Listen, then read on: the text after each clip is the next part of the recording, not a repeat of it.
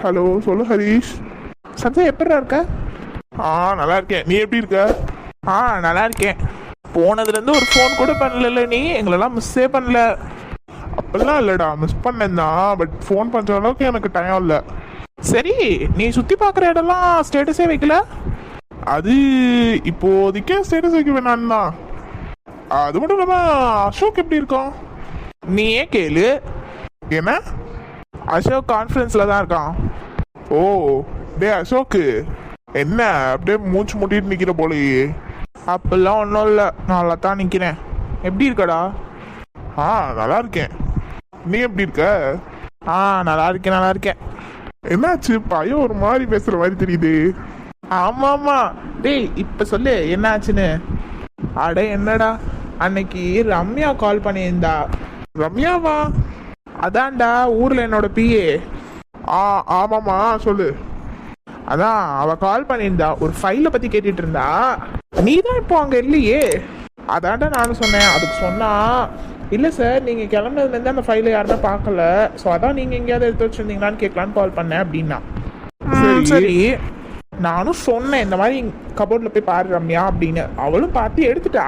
எடுத்ததுக்கப்புறம் இங்கே எல்லாருமே உங்களை மிஸ் பண்ணுறாங்க சார் அப்படின்னு சொல்லி சொன்னான். ஓ சரி. நானும் சொன்னேன், ஆமாம் ரம்யா, நானும் மிஸ் பண்ணுறேன் தான் அவங்க எல்லாரையும், அங்கேயே இருந்திருக்கலாம் அப்படி இப்படின்னு. ஓ தோரா, அங்கே மிஸ் பண்ணுறீங்களா? ஏன் இங்கே நல்லா இல்லையா உங்களுக்கு? அப்படி இல்லைடா, இருந்தாலும் அவங்க நம்மள்கிட்ட அப்படி சொல்லல, நம்மளும் சொல்லணும்ல. ஆனால் இங்கே நடக்கிறதெல்லாம் பார்த்தா நான் அங்கேயே நிம்மதியாவது இருந்திருக்கலாம். ஓ சரி, அப்படின்னா ஃபோனை கட் பண்ணிட்டு நீங்கள் நிம்மதியாக இருங்க. டேய், நீங்களும் ஏன்டா அப்படி பண்ணுறீங்க? சரி சரி விடு, அடுத்து சொல்லு.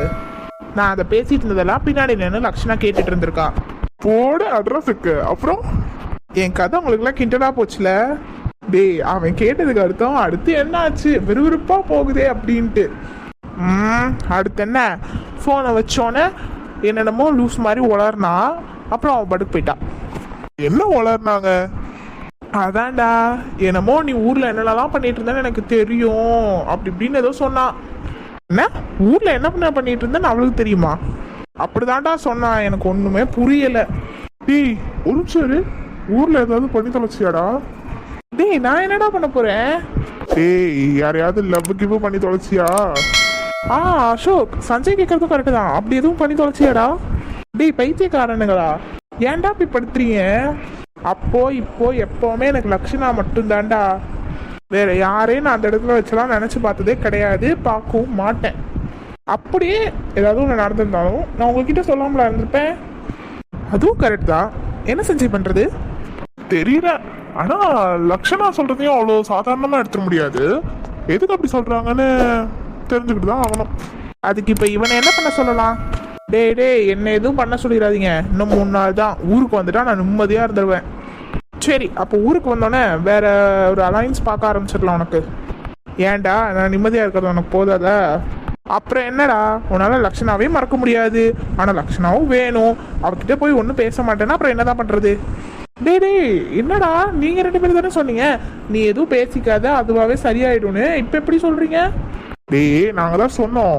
ஆனா லக்ஷனா இப்ப இப்படி பேசுறத பார்த்தா எனக்கு என்னமோ அது உன் மேல குத்தம் சொல்ல முடியாது. ஆனா லக்ஷனா ஏதாவது தப்பா நினைச்சிருந்துருக்கலாம்.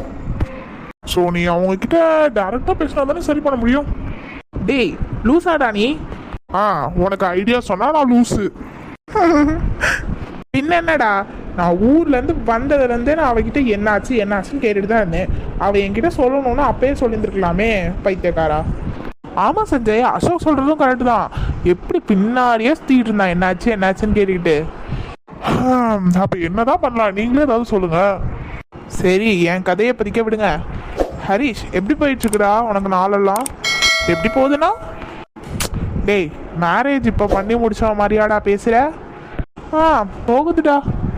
டேய், மேரேஜ் முடிஞ்சு இன்னும் 1 மந்த் கூட முடியலடா, அதுக்குள்ள என்னடா இவ்வளோ வெரத்தியா பேசுற? வெரத்திலாம் ஒன்றும் இல்லை. அப்புறம் என்னாச்சு பிக் பிரதர்?